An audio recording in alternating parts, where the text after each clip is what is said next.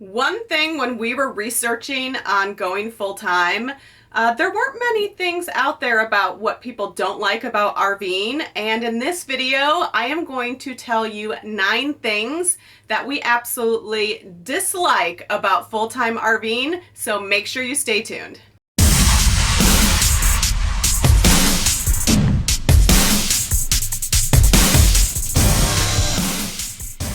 Welcome back to the Freeway Flippers. I'm Liz and I travel full-time in a 35-foot fifth wheel with my husband Casey, our 2 dogs and 2 cats. And we have been full-timing for a little over 1 year. I cannot believe it. I look back and it seems like just yesterday we were leaving our house in Tempe, Arizona to hit the road and head to our very first location, which was LA. Hollywood RV Park. It was fantastic, a great first experience. They actually parked our RV for us. Here we were newbies, which that's a tough thing to do, is park your RV, especially when you have to back up. But they actually used a forklift to park it for us, which was great. When we were doing a lot of research, we found a lot of other couples who also full-time RV, and I'll tell you, a lot of the accounts show how wonderful full-time RVing is, and it's not that we don't like full-time RVing, but if you are watching and considering this lifestyle, there's some things that you're going to want to know before you make your decision, and I'm going to break them all down right now. These are going to be in no particular order. Number 1, traveling with cats. We have 2 cats that are a little over 15 years old. I got Maximus when he was 1.5 years, and we adopted Wrigley when she was 3.5 years. So when we decided to do this lifestyle, there was no way I was going to give away my animals. They're my babies. We don't have children. And that was just something that we knew that if we wanted this lifestyle, we didn't want to postpone it because we had cats, but we knew we were in for a rude awakening and it was going to be a challenge, which it has been a huge challenge. The worst thing is the litter box. I don't care where you have a cat. Everyone that owns a cat knows litter goes everywhere. And in an RV, you're probably going to be around the litter a little bit more than you would in a house. Well, in the RV, our very first RV we owned, we kept the litter box inside of the shower. Huge inconvenience. We had to move the litter box out if we wanted to shower, which I did not like that. It was not fun. I had to vacuum up all the litter, make sure it didn't get down the drain. But our fifth wheel actually has a much better setup. We're able to hide the litter box, put it behind the recliners, so we don't see it as much, but it's still an inconvenience. Number 2. I cannot believe I'm going to say this, but I do not like not having full hookups. When we started full-timing, we thought we were going to be boondocking everywhere we went, which we have done a lot of boondocking, and we bought our fifth wheel for that reason. We have large freshwater tanks. We can hold 82 gallons of water. Our black tank is 65 gallons, and then we have 2 gray tanks, one in the rear and one in the front, and those are both, I think, about 35 gallons. So we can last a good 3 weeks boondocking if we're very careful on our water usage. So full hookups is wonderful. I love not having to hook up, go and find a dump station, and it was just one thing until we hit the road. I didn't realize that I would really enjoy having full hookups, so now I try to only book full hookup campgrounds for that reason. Number 3, which is so ironic, the reason why we can travel full-time is actually for Casey's job, and that is one of the things that we don't like about full-time RVing is him working. He works 21 days straight. And if you don't know, he works for an insurance company. He is a catastrophe auto damage adjuster, and he looks at cars that have been in hailstorms, hurricanes, floods, or he goes to markets where they need help. And his tours are 21 days long. So I should be out with Casey exploring the area, but instead he's working 12 sometimes 14-hour days. And then when he has his time off, it's sometimes only 7 days. But if we have to get to another destination, for example, when we were in Morgan Hill, California, that's south of San Jose, and he had a week off, but we found out a couple days before his week off was over that we would be heading to Des Moines, Iowa. Instead of enjoying the Morgan Hill area, which is beautiful in California, it's wine country, we actually took 2 of his days off to then drive to Des Moines, and it took us 4 days. So that's a huge disadvantage for us, is we actually have to travel a lot, and I don't like having to not know where we're going, because sometimes we find out only a couple days before, and I just don't like how we don't get to pick where we want to go. So that leads me to number 4, which is we don't have the luxury to pick where we want to go. And that's something to really consider, is if you are going to have a job where it's like Casey's and you're hopping from city to city, are you going to be happy doing that? Or do you want to do full-time RVing and be able to pick where you want to go? We know people who get to pick where they want to go. They get to go to the national parks and, maybe only have to drive 1 or 2 hours to the next town. We don't have that luxury, and that's not fun. I don't like not being able to go where I want to go and plan. I'm a huge planner. I would love to be full-time RVing and be able to plan, a route down the coast of Oregon or go to Glacier National Park. There's so many places on our bucket list, and we haven't been able to enjoy full-time RVing like we should. Number 5 is travel days. I just posted about this on our Instagram, and the most stressful thing for me that keeps me on edge, gives me anxiety, are the days where we have to pack everything up, hook up the truck, tow our fifth wheel to a new location, spend time parking it in the new campsite, which I will admit Casey and I do not have the best communication skills for parking the RV, but we're working on it, and then having to then set up again. I think that's the most stressful. I don't like having to plan our routes, worry about low clearances, if we can find a gas station that's gonna be big enough. Travel days for me, I don't like. I honestly wonder if I would enjoy full-time RVing more if we were stationary for longer periods of time, maybe 3 to 5 months at a time, and then we wouldn't have to move around as much. I could get to know an area. Casey would have more than a couple days off in a certain city. And I think maybe I would like RVing a lot better if that were to happen. Number 6, having to find gas stations on the road and having a diesel truck with DEF fluid. Definitely something that we didn't expect to not like. We were very excited to have our diesel truck, which diesel is definitely what you want if you're pulling a fifth wheel, but ours has DEF fluid, which means we have to make sure that we can find truck stops. They're more expensive than regular gas stations with diesel, like the Loves or the Flying J.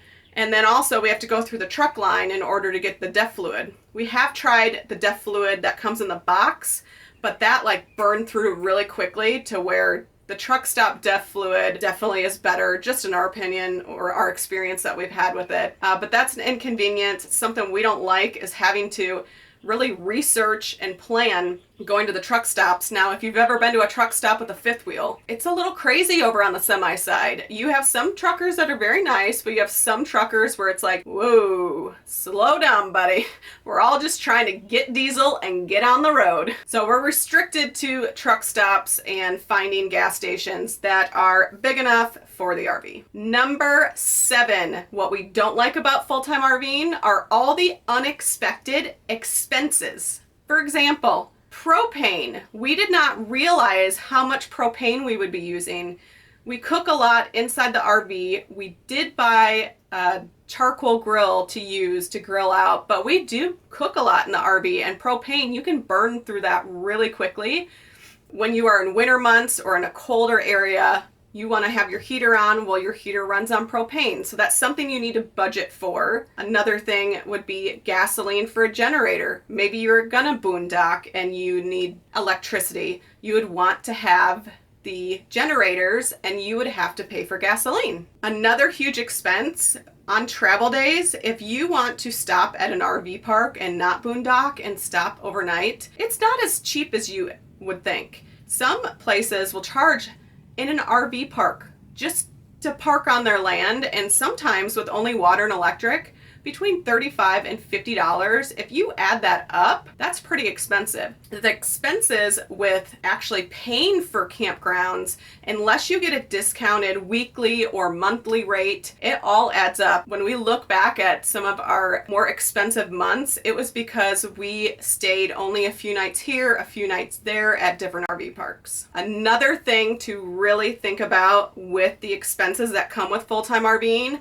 is maintenance. We bought a truck and had it for a little over a year and had no issues. No problems whatsoever. We just had to replace all 4 tires. When we were going from Billings, Montana down to Texas, a wheel was cracked and we had a flat tire. We had to stay over in Buffalo, Wyoming and try to find a place that had wheels. We could not find one. They only sold a set of 4, so we had to replace all 4 wheels. And that was very expensive. On top of that, 3 different times we had to bring our truck into a Dodge dealer because we were having an issue with the check engine light coming on, and when Casey was towing with the 5th wheel, he would be driving and it would not accelerate. It would go into limp mode and he would not be able to get over 45 miles an hour. So the very first place we took it to actually replaced the turbo actuator, and then we had a same problem in Nebraska like 100 miles later. So we brought it into another dealer who replaced the solenoid, which is on the inside of a valve body. And then it happened again in Wyoming after we got done fixing our wheels and replacing them.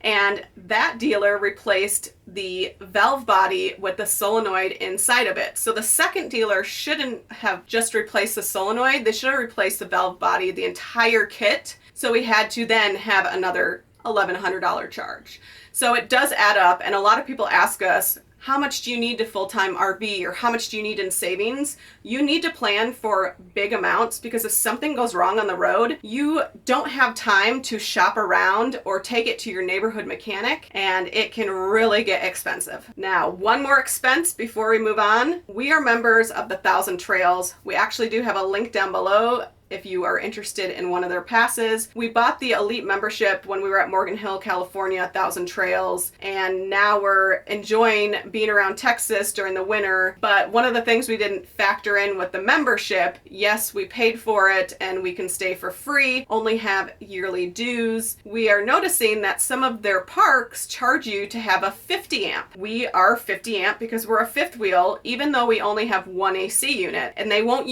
let us use those adapters to make it 30 amp to be able to not have the charges. So this month we're getting charged, I want to say almost $90 for 1 month here for a 50 amp. So we didn't expect that. And their Wi-Fi, but they offer a plan through a third-party company. So we are going to pay $40. So that's $120 that we didn't expect to pay. So all those little things do add up with full-time RVing. Number 8, we miss things. This past weekend, we had a good friend, Manny. Once again, so sorry we couldn't make your wedding, but that's just RV life. Casey got sent to Texas to handle flood cars for Imelda, and we can't just leave our RV. Actually, at 1,000 Trails, you're not allowed to leave your RV unattended at some of the locations. So leaving our RV is just not an option, and we didn't have enough time to travel from Texas all the way to Arizona where he was getting married. We missed birthdays, anniversaries, weddings, birthday parties, some of our friends having kids.